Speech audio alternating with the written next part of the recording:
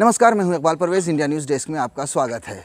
पिछले कुछ महीनों में हम ये देख रहे हैं कि चाइना किस तरह से हम पर हमलावर हुआ है। पिछले कुछ महीनों में हमने ये देखा है कि चाइना ने किस तरह से भारत की ज़मीन पर घुसपैठ किया है। पिछले कुछ महीनों में हमने ये भी देखा है कि चाइना ने किस तरह से हमारे 20 जवानों को शहीद किया। हमने ये भी देखा है कि हमारा 56 इंच सीने वाला प्रधानमंत्री, हमारी लाल आंखें दिखाने वाले प्रधानमंत्री नरेंद्र मोदी दुबक कर बैठे हैं, वो चाइना का नाम भी नहीं लेते।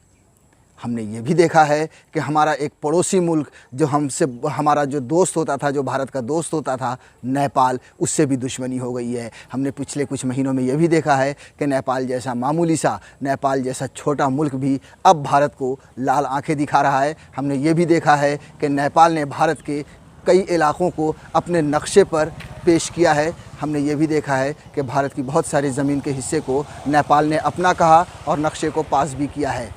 और अब बारी थी पाकिस्तान की, जिससे हमारे रिश्ते शायद ही कभी अच्छे रहे हों।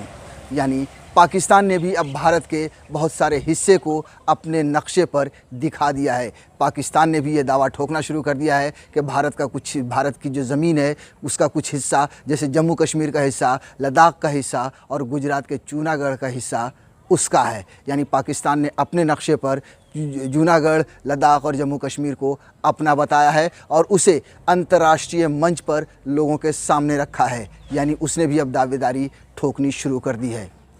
पिछले दिनों एससीओ यानी शंघाई कॉरपोरेशन ऑर्गेनाइजेशन एससीओ की मीटिंग रूस में हुई, जहां दुनिया के कई मुल्कों ने हिस्सा लिया। भारत और पाकिस्तान ने भी अपने अपने रिप्रेजेंटेटिव को वहां भेजा। भारत की तरफ से जो सुरक्षा सलाहकार हैं डोभाल, वो वहां पहुंचे। वहाँ पे बहुत सारे लोग, वो सारे सदस्य जब बैठे थे मीटिंग के लिए, तो वहाँ पर पाकिस्तान के जो रिप्रेजेंटेटिव थे उनके पीछे पाकिस्तान का एक नक्शा लगा हुआ था। उस नक्शे में जूनागढ़, लद्दाख और जम्मू कश्मीर का हिस्सा ये दिखाया जा रहा था, जो भारत का हिस्सा है, कि वो पाकिस्तान का हिस्सा है। ये देखकर अजीत डोभाल आग बबूला हो गए। उन्हें गुस्सा हुआ और उन्होंने मीटिंग से वॉकआउट किया। वो निकल कर चले आए, यानी मीटिंग में उन्होंने हिस्सा नहीं लिया। जाहिर सी बात है कि इस तरह के अंतर्राष्ट्रीय मंच पर ये इस तरह का नक्शा लगाना एक काल्पनिक नक्शा, भारत उसे कह रहा है कि एक काल्पनिक नक्शा लगाया गया है, लेकिन अंतर्राष्ट्रीय मंच पर इस तरह का नक्शा लगाना, जिसमें भारत के हिस्से को अपना हिस्सा बताना, कहीं ना कहीं भारत के लिए चिंता की बात है, क्योंकि नेपाल पहले ही भारत के कुछ हिस्सों को अपने नक्शे पर दिखा चुका है। इधर चाइना हमलावर बना हुआ है ही।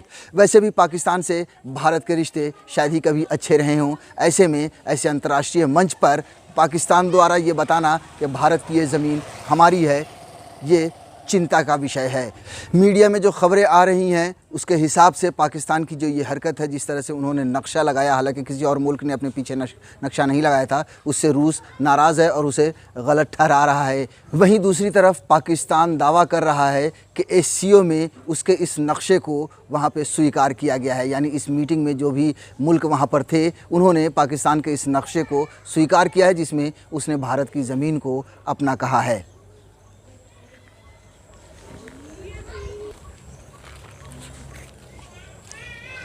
आप सोचिए और अंदाज़ा लगाइए कि क्या हो रहा है देश में, चाहे वो बाहर हो या अंदर, कितनी उथल पुथल मची हुई है। देश में बेरोज़गारी को लेकर हंगामा मचा हुआ है। देश के युवा सड़क पर आ रहे हैं, देश में किसान सड़क पर हैं, देश में कोरोना से बुरा हाल है। वहीं दूसरी तरफ अगर सरहद पर की तरफ देखें तो वहाँ भी तनाव है। ये चाहे वो चीन हो, चाहे वो नेपाल हो, चाहे वो पाकिस्तान हो, हर तरफ तनाव का ही माहौल बना हुआ है। आखिर हुआ क्या है इस देश को? आखिर देश में शांति क्यों नहीं है, चाहे वो देश के अंदरूनी हिस्से में हो या फिर सीमा पर?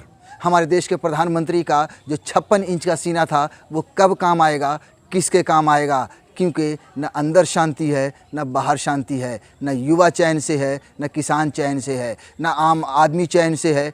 जिस तरह से पाकिस्तान ने अपने नक्शे पर हिंदुस्तान की ज़मीन को, गुजरात के जूनागढ़ के इलाके को, जम्मू कश्मीर को और लद्दाख के हिस्से को अपना दिखाया है पाकिस्तान ने अपने नक्शे पर, उसे देखकर ये कहना गलत नहीं होगा कि अब और दोनों देशों के बीच में दुश्मनी गहरी होगी, अब और दोनों देशों के बीच में शांति बहाल होना मुश्किल हो गया है। क्योंकि पाकिस्तान पहले से तो सिर्फ जम्मू और कश्मीर के लिए राग अलापता था, लेकिन अब उसने हिंदुस्तान के कई और हिस्सों को अपना बता दिया है।